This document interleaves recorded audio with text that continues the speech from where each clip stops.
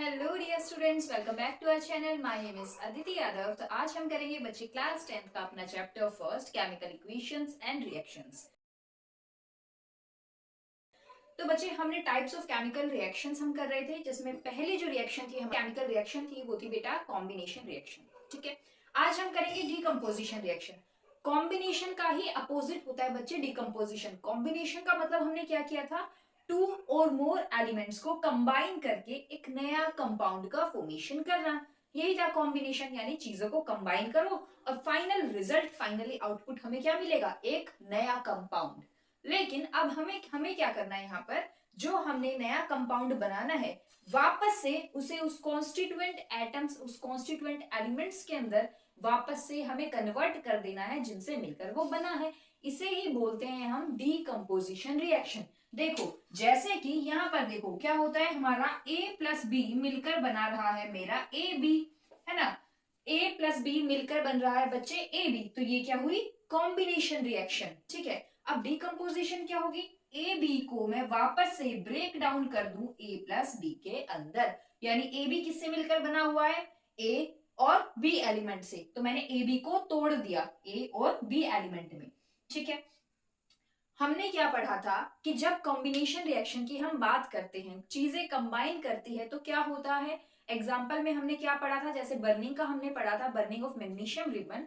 तो उसमें था बेटा कि वो एक एक्सोथर्मिक प्रोसेस है, यानी हीट रिलीज होती है। बट डीकंपोजिशन रिएक्शन क्या है, आप किसी चीज को तोड़ते हो। मान लो मुझे इस मार्कर को तोड़ना है, ठीक है, मुझे इस मार्कर को तोड़ना है, तो तोड़ने के लिए मुझे एनर्जी तो लगानी पड़ेगी ना।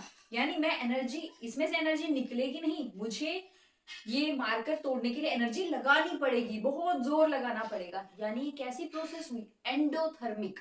एंडो का मतलब अंदर, थर्मिक का मतलब हीट, यानी कि हमें हीट इसे देनी पड़ेगी, तब ये जाकर अपने कॉन्स्टिट्यूएंट एलिमेंट्स में टूटेगा। तो देखो, डीकंपोजिशन रिएक्शन क्या है बच्चे, chemical reaction in which single compound breaks down into two or more elements when energy is supplied। Energy supplied का मतलब क्या है कि एक ऐसी प्रोसेस है बच्चे, endothermic, in the form of, कैसे कैसे हम एनर्जी सप्लाई कर सकते हैं, या तो हीट, यानी टेम्परेचर इंक्रीज करें, कैसे इंक्रीज करेंगे, हीट करके, या फिर हम इलेक्ट्रिसिटी रन करा दें, या फिर सनलाइट से। तीन तरीके की हम डिकम्पोजिशन रिएक्शन पढ़ेंगे, हीट, इलेक्ट्रिसिटी और सनलाइट। अब इसी के बेसिस पर तीन टाइप की हमारी टाइप्स ऑफ डिकम्पोजिशन रिएक्शन है। पहली है बच्चे थर्मोलाइसिस। थर्म का मतलब क्या होता है, थर्मोमीटर, यानी टेम्परेचर मेजर करता है, हीट मेजर करता है। तो थर्मो का मतलब क्या हुआ बच्चे, हीट, और लाइसिस का मतलब होता है ब्रेक डाउन, यानी हीट का यूज करके हम कंपाउंड को उसके कॉन्स्टिट्यूएंट एलिमेंट्स में तोड़ देंगे, ब्रेक डाउन कर देंगे। इसी थर्मोलाइसिस को बोलते हैं बच्चे थर्मोलाइटिक डीकंपोजिशन। ठीक है, इलेक्ट्रोलाइसिस, इलेक्ट्रो का मतलब इलेक्ट्रिसिटी, लाइसिस का मतलब ब्रेक डाउन, यानी इलेक्ट्रिसिटी का यूज करके हम एक कंपाउंड को उसके कॉन्स्टिट्यूएंट एटम्स में तोड़ देंगे। ठीक है, फोटोलाइसिस, फोटो मतलब तू खींच मेरी फोटो, ये वाली फोटो नहीं, फोटो का मतलब है सनलाइट, यानी सनलाइट की प्रेजेंस में हम क्या कर रहे हैं, कंपाउंड को ब्रेक डाउन कर रहे हैं उसके कॉन्स्टिट्यूएंट एलिमेंट्स में। इसी को बच्चे बोलते हैं फोटोलाइटिक डीकंपोजिशन। देखो, जैसे कि मुझे ए प्लस, जो मेरा ए बी कंपाउंड बना था, उसे मुझे ब्रेक डाउन करना है ए प्लस बी में। देखो इधर, ठीक है, अब अगर मैं ए बी कंपाउंड को ए प्लस बी एलिमेंट्स में कन्वर्ट करने के लिए हीट का यूज कर रही हूं, तो ये कैसी रिएक्शन हो जाएगी हमारी, थर्मोलाइसिस या फिर थर्मोलाइटिक डीकंपोजिशन रिएक्शन। अगर ए बी को मैं ए प्लस बी में ब्रेक डाउन करने के लिए इलेक्ट्रिसिटी का यूज कर रही हूं, तो ये कैसी रिएक्शन है, इलेक्ट्रोलाइसिस या फिर इलेक्ट्रोलाइटिक डीकंपोजिशन रिएक्शन। अगर इसी ए बी को मैं ए प्लस बी में कन्वर्ट करने के लिए सनलाइट का यूज कर रही हूँ, सनलाइट की प्रेजेंस में ये रिएक्शन कर रही हूँ, तो इसे बोलते हैं फोटोलाइसिस या फिर बच्चे फोटोलाइटिक डीकंपोजिशन रिएक्शन। ठीक है, अब देखो, सबसे पहले हम पढ़ेंगे यहाँ पर बेटा थर्मोलाइसिस या फिर थर्मोलाइटिक डिकम्पोजिशन रिएक्शन। इसमें क्या है बच्चे, हमारा जो एनसीईआरटी के एग्जांपल्स हैं, वही एग्जांपल्स यहाँ पर आएंगे आपके बोर्ड में, और वही एग्जांपल्स मैं आपको पढ़ाऊंगी। ठीक है, देखो, ये है हमारा FeSO4 होता है बेटा, फेरस सल्फेट। Fe यानी आयरन है, ferrous sulphate SO4, ferrous sulphate FeSO4 dot. हमने क्या किया, ये जो फेरस सल्फेट है बच्चे, ये कैसा है, हाइड्रेटेड। हाइड्रेटेड का मतलब इसमें वाटर के भी मॉलिक्यूल्स प्रेजेंट है। इस FeSO4 में वाटर के मॉलिक्यूल्स प्रेजेंट है। कितने मॉलिक्यूल्स है मैम, 7। 7 वाटर के मॉलिक्यूल्स प्रेजेंट है, तो 7 को हम बोलते हैं हेप्टा, है ना, हेप्टा। तो हेप्टा और वाटर है तो हाइड्रेट, जैसे बोलते हैं ना कि पानी पीते रहा करो अपने आप को हाइड्रेटेड रखने के लिए, है ना, तो यानी कि हेप्टा हाइड्रेट। अब क्या हो गया, ये फेरस सल्फेट और इनको क्या बोलेंगे, हेप्टा हाइड्रेट। तो इस पूरे का नाम क्या हुआ, पूरे कंपाउंड का, फेरस सल्फेट हेप्टा हाइड्रेट, ठीक है। और ये कैसे कलर का होता है बेटा, ग्रीन कलर का, कैसा, ग्रीन कलर। अब ये किस में ब्रेक डाउन होगा, पहले तो इसे क्या करेंगे हम, ये जो वाटर के मॉलिक्यूल्स है ये अलग होंगे, है ना, तो क्या होगा, ये FeSO4 यानी फेरस सल्फेट में ब्रेक डाउन हो जाएगा, प्लस में हमारे वाटर के मॉलिक्यूल्स अलग से निकल जाएंगे। ये हमारी थर्मोलाइटिक, यानी जो कुछ भी प्रोसेसिंग यहाँ पर होगी वो सब कैसे होगी, हीट से, ठीक है। हीट का यूज करके हम एक कंपाउंड को डिकम्पोज करेंगे उसके कॉन्स्टिट्यूएंट एलिमेंट्स में। कॉन्स्टिट्यूएंट एलिमेंट्स का मतलब होता है जिन एलिमेंट्स से मिलकर पर्टिकुलर कंपाउंड हमारा बना हुआ होता है। जैसे नींबू पानी बना है हमारे, नींबू, है ना, नींबू स्क्वीज करते हैं, नॉर्मल पानी लेते हैं हम, चीनी लेते हैं, नमक लेते हैं, नींबू पानी वाला मसाला लेते हैं, तो नींबू पानी एक कंपाउंड हुआ, उसके कॉन्स्टिट्यूएंट एलिमेंट्स क्या हुए, ये सारे, नमक, चीनी, नींबू पानी मसाला, नींबू, नॉर्मल पानी, ये सारे क्या हुए, कॉन्स्टिट्यूएंट एलिमेंट्स, मतलब इन सारी चीजों से मिलकर मेरा नींबू पानी बना है। तो ऐसे ही फेरस सल्फेट हेप्टाहाइड्रेट, सबसे पहले क्या हटाएंगे हम यहाँ से, वाटर मॉलिक्यूल्स, यानी 7H2 को मैंने बाहर कर दिया। तो देखो ये जो हमारा फेरस सल्फेट हेप्टाहाइड्रेट है बेटा, ये कैसे कलर का होता है, ग्रीन कलर का। अब फेरस सल्फेट कैसा कलर चेंज हो गया, कैसा बन गया, व्हाइट। क्यों बन गया, क्योंकि यहाँ पर क्या था, वाटर के मॉलिक्यूल्स थे, यहाँ वाटर के मॉलिक्यूल्स नहीं है। अब क्या होगा, फर्दर हीट करेंगे, फर्दर हीट करने पर हमारे पास फाइनली ये सारे कॉन्स्टिट्यूएंट एटम्स, कॉन्स्टिट्यूएंट एलिमेंट्स मिलेंगे, जो क्या क्या है, Fe2O3 यानी कि आयरन ऑक्साइड। ये 3 का मतलब होता है, जो 3 लिखा है ना बच्चे ब्रैकेट में, इसका मतलब होता है कि जो हमारा आयरन है, आयरन ऑक्साइड के अंदर जो मेरा आयरन है Fe है, उसकी वैलेंसी कितनी है, 3, है ना। आयरन की वैलेंसी 2 भी होती है, आयरन की वैलेंसी 3 भी होती है। तो ये स्टेट करता है यहाँ पर कि आयरन की वैलेंसी कितनी है बेटा जी, 3, ठीक है। तो ये क्या हुआ मेरा आयरन ऑक्साइड। अब ये क्या है, SO2 यानी सल्फर डाइऑक्साइड, और SO3 यानी सल्फर ट्राइऑक्साइड। Fe2O3 कैसा, S यानी सॉलिड स्टेट में है, SO2 कैसा है मेरा, G यानी गैसियस स्टेट में है, SO3 कैसा है मेरा, G यानी कि गैसियस स्टेट में है। जो बच्चे आयरन ऑक्साइड है वो कैसे कलर का चेंज हो गया, रेडिश ब्राउन, ठीक है। और जो SO2 SO3 है मेरा, वो कैसे होते हैं बेटा जी, नेचर में एसिडिक होते हैं। SO2 SO3 सल्फर डाइऑक्साइड और सल्फर ट्राइऑक्साइड को हम एयर पॉल्यूटेंट भी कंसीडर करते हैं, ठीक है।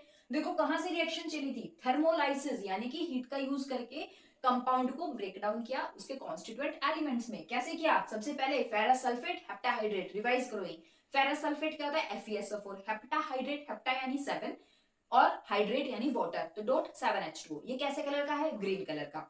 अब ये किसमें डिकम्पोज हो जाएगा, FeSO4 यानी कि फेरस सल्फेट, कैसे कलर का होगा, व्हाइट कलर का, प्लस 7H2O, वाटर के 7 मॉलिक्यूल्स हमारे निकल जाएंगे बाहर। अब FeSO4 जो मेरा फेरस सल्फेट है व्हाइट कलर का, वो कैसा होगा, उसे हम हीट करेंगे यानी उसका ब्रेक डाउन होगा, किसमें कन्वर्ट होगा, Fe2O3 आयरन ऑक्साइड, और यहाँ पर आयरन की कितनी वैलेंसी है, 3, और ये किस कलर का होगा, रेडिश ब्राउन कलर का, प्लस SO2 यानी सल्फर डाइऑक्साइड, ठीक है, प्लस SO3 यानी सल्फर ट्राइऑक्साइड, और SO2 SO3 क्या है, एसिडिक है नेचर में और हमारे एयर पॉल्यूटेंट हैं, ठीक है। देखो इसे,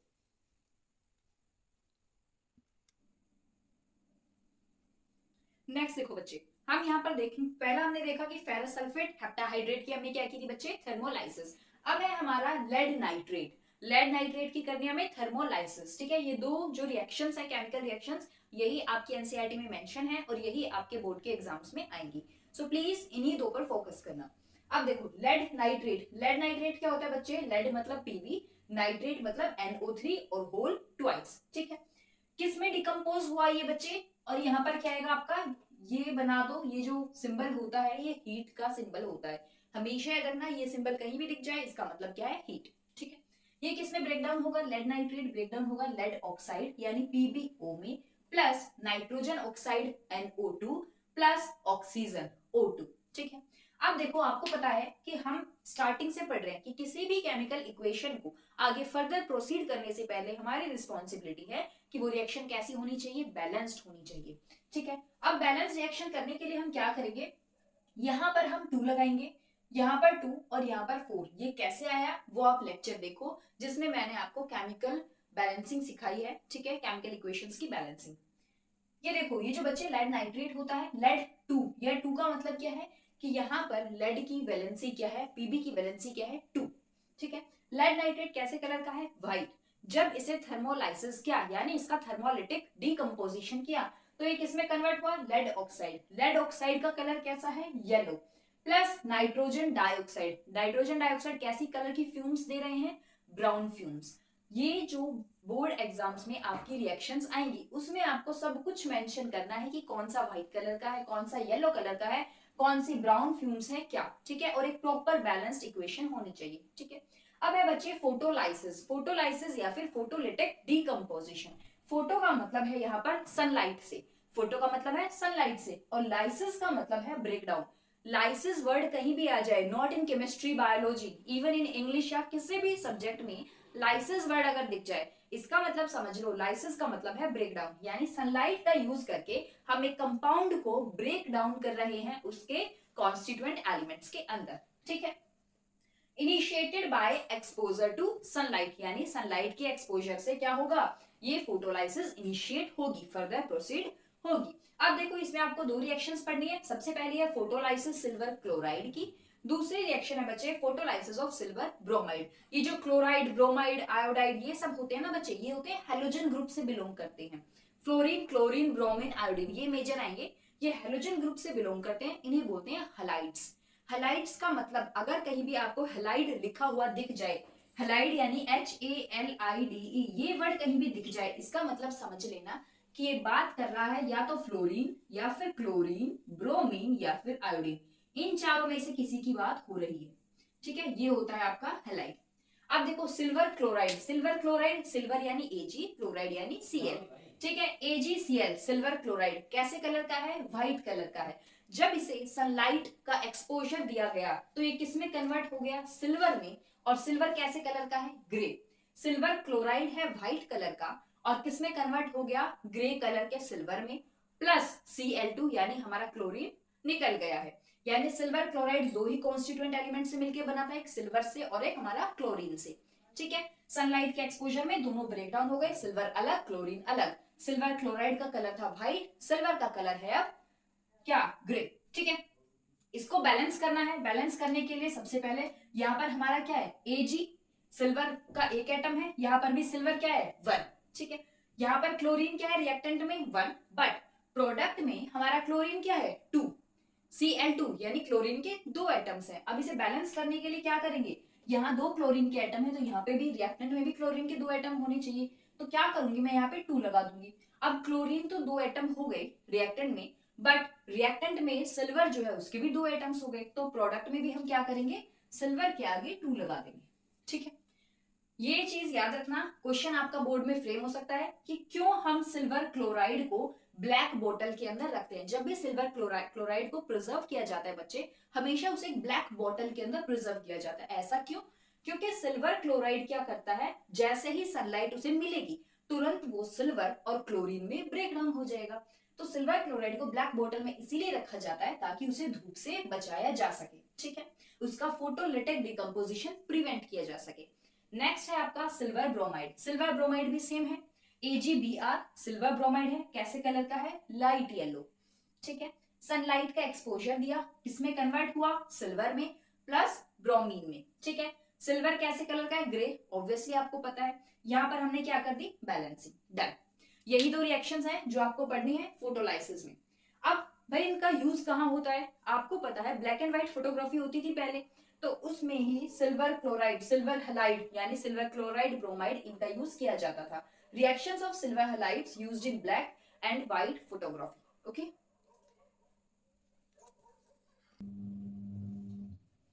नेक्स्ट है बच्चे इलेक्ट्रोलाइसिस या फिर इलेक्ट्रोलिटिक डिकम्पोजिशन रिएक्शन। इलेक्ट्रो का मतलब है बच्चे इलेक्ट्रिसिटी, इलेक्ट्रो का मतलब इलेक्ट्रिसिटी, लाइसिस का मतलब ब्रेक डाउन, यानी हमें कंपाउंड को ब्रेक डाउन करना है कॉन्स्टिट्यूएंट एलिमेंट्स के अंदर, किसकी हेल्प से, इलेक्ट्रिसिटी की हेल्प से। ठीक है, देखो हमने क्या किया बेटा, यहाँ पर एक बीकर लिया। ठीक है, बीकर के अंदर क्या है, हमारे पास दो इलेक्ट्रोड्स हैं। इलेक्ट्रोड्स क्या होती हैं बेटा, इलेक्ट्रोड्स क्या होती है, मेटल की रोड्स होती हैं जो कि इलेक्ट्रिसिटी को कंडक्ट करती है। ठीक है, दो हमारे पास इलेक्ट्रोड्स हैं, इलेक्ट्रोड्स को हमने पानी के अंदर डिप कर दिया है। ये हमारा क्या है, बीकर के अंदर पानी है। ये प्योर वाटर नहीं है। प्योर वाटर का मतलब होता है कि उसके अंदर एसिड, बेस, सोल्ट, किसी भी तरह का कोई आयन, कोई एटम कुछ भी ना हो। यानी प्योर का मतलब बिल्कुल प्योर। आपको एक बात पता होगी, जब भी हम बात करते हैं सॉलिड के बारे में, तो बेटा सॉलिड में इलेक्ट्रिसिटी कैसे कंडक्ट होती है, इलेक्ट्रॉन्स की वजह से। सॉलिड में इलेक्ट्रिसिटी कंडक्ट होती है इलेक्ट्रॉन्स की वजह से। बट जब हम बात करते हैं बेटा जी लिक्विड्स की, तो वहां इलेक्ट्रिसिटी को कंडक्ट कौन करते हैं, इलेक्ट्रॉन्स नहीं करते हैं। वहां कंडक्ट होती है इलेक्ट्रिसिटी बाय आयंस। ठीक है, बाय आयंस। अब आयंस ब्रेक, यानी आयंस इलेक्ट्रिसिटी को कंडक्ट कर रहे हैं, तो आयंस कैसे बनेंगे, अगर पानी के अंदर कोई इंप्योरिटी होगी तभी तो वो ब्रेक डाउन होगी। वो इंप्योरिटी ब्रेक डाउन होगी तभी आयंस क्या फॉर्म होंगे, आयंस फॉर्म होंगे, वही इलेक्ट्रिसिटी को कंडक्ट करेंगे। तो उस इंप्योरिटी को, जिसके आयंस इलेक्ट्रिसिटी को कंडक्ट करते हैं, उसे बच्चे हम बोलते हैं इलेक्ट्रोलाइट। ठीक है, वही क्या कहलाते हैं, इलेक्ट्रोलाइट। अब हमारे पास मान लो प्योर वाटर है, कोई इंप्योरिटी नहीं, कोई एसिड नहीं, कोई बेस नहीं, कोई सोल्ट नहीं, कोई आयंस नहीं, तो क्या हमारा प्योर वाटर इलेक्ट्रिसिटी को कंडक्ट करेगा, कभी नहीं करेगा। तो इसीलिए मैंने प्योर वाटर के अंदर क्या डाल दिया, या तो एसिड, बेस या सोल्ट, कुछ भी डाल दो। ठीक है, समझ आ गया किसने एसिड बेस सोल्ट डाला, ताकि हमारा जो प्योर वाटर है वो कंडक्टिंग बने, वो इलेक्ट्रिसिटी को कंडक्ट करे। और उस इंप्योरिटी को, इन्हीं एसिड बेस सोल्ट को हम क्या बोलते हैं, इलेक्ट्रोलाइट। इलेक्ट्रोलाइट यानी वो इंप्योरिटी जो जो इलेक्ट्रिसिटी को कंडक्ट करे। ठीक है, ये है बेटा दो इलेक्ट्रोड्स होती हैं, एक इलेक्ट्रोड है एनोड, एक इलेक्ट्रोड है कैथोड। एनोड का होता है पॉजिटिव चार्ज, कैथोड होती है नेगेटिवली चार्ज। एक बात दिमाग में याद रखना, आपको पता होगी कैटायन अनायन, है ना, अनायन हम पढ़ते हैं, आयन ब्रेक डाउन होते हैं अनायंस में और कैटायंस में। हमें याद है अनायंस क्या होते हैं, नेगेटिवली चार्ज, और कैटायंस क्या होते हैं बेटा, पॉजिटिवली चार्ज। अब एक ही चीज को याद रखो, या तो अनायन कैटायन का चार्ज याद रख लो, या फिर एनोड कैथोड का। इन दोनों का चार्ज अपोजिट होता है, अनायन नेगेटिवली चार्ज है तो एनोड पॉजिटिवली चार्ज है, कैटायन पॉजिटिवली चार्ज है तो कैथोड नेगेटिवली चार्ज है। ठीक है, अब देखो एनोड पॉजिटिवली चार्ज है, कैथोड नेगेटिवली चार्ज। अब मैंने क्या किया, इस पानी के अंदर से इलेक्ट्रिसिटी को रन कराया, स्विच ऑन कर दिया, इलेक्ट्रिसिटी इस पानी के अंदर से इलेक्ट्रोड्स के अंदर से घूमी। तो क्या हुआ, मेरा वाटर किससे बना है, वाटर बना है बच्चे मेरा, किससे, वाटर बना है मेरा हाइड्रोजन से और ऑक्सीजन से। तो वाटर ब्रेक डाउन हो गया किसमें, H2 में और O2 में। अब बैलेंस करो इस रिएक्शन को, बैलेंस करेंगे तो आपको पता है रिएक्टेंट साइड में हाइड्रोजन की कितने एटम है, 2 एटम्स है। प्रोडक्ट साइड में भी हाइड्रोजन के बेटा कितने एटम है, 2 एटम है। ठीक है, बैलेंस है। रिएक्टेंट साइड में ऑक्सीजन का 1 एटम है, प्रोडक्ट साइड में ऑक्सीजन के 2 एटम्स है, तो इसे बैलेंस करना पड़ेगा। कैसे बैलेंस करेंगे, अगर मैं यहाँ पर 2 लगा दूं तो क्या होगा, यहाँ पर मेरे 2 ऑक्सीजन के एटम हो गए, यहाँ पर भी 2 ऑक्सीजन के एटम हो गए। लेकिन गड़बड़ हो गई क्या, कि मेरा हाइड्रोजन 2 मल्टीप्लाई 2, यानी हाइड्रोजन कितने हो गए मेरे 4। तो यहाँ पर भी मुझे क्या करना पड़ेगा, 2 से हाइड्रोजन को मल्टीप्लाई करना पड़ेगा। ठीक है, अब देखो वाटर जब ब्रेकडाउन हुआ हाइड्रोजन और ऑक्सीजन में, तो जो मेरी ऑक्सीजन है O2 वो कहां चली गई, एनोड के पास, एनोड पे डिपॉजिट हो गई। ठीक है, और मेरा जो H2 है हाइड्रोजन वो कहां चला गया, कहां डिपॉजिट हो गया मेरा, कैथोड पे। ठीक है, आपने एक लाइन देखी होगी आपके एनसीईआरटी में लिखी 2:1 बाय वॉल्यूम, यानी H2 और O2 हाइड्रोजन और ऑक्सीजन का जब हम वॉल्यूम का रेशियो लेते हैं तो क्या रेशियो आता है, 2:1। किस एस्पेक्ट में इसने बोला है, देखो यहाँ हाइड्रोजन का स्टोइचियोमेट्रिक कोफिशिएंट क्या है, 2, ऑक्सीजन का है कुछ भी नहीं है, इसका मतलब ऑक्सीजन का स्टोइचियोमेट्रिक कोफिशिएंट क्या है बच्चे, 1। तो इसी एस्पेक्ट में बोला है कि 2:1।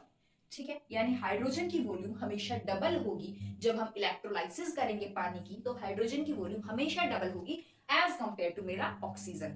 ठीक है, अब देखो अब हमें कैसे, अब चलो मैम आपने तो बता दिया कि ऑक्सीजन मेरी एनोड पे चली गई, हाइड्रोजन मेरी कैथोड पे चली गई, लेकिन भाई मुझे कैसे पता कि मेरी हाइड्रोजन ही गई है कैथोड पे और ऑक्सीजन ही एनोड पे गई है। उसके लिए होते हैं बेटा टेस्ट। पहला टेस्ट है बर्निंग कैंडल टेस्ट, और उसी को बोलते हैं पॉप साउंड टेस्ट।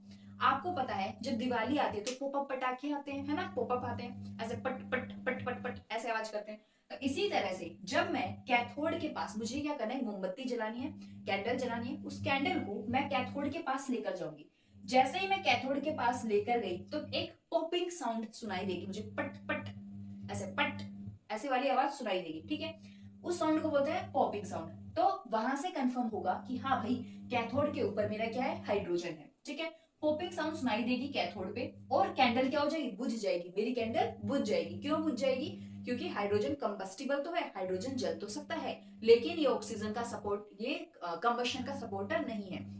कंबशन का सपोर्टर कौन होता है, ऑक्सीजन।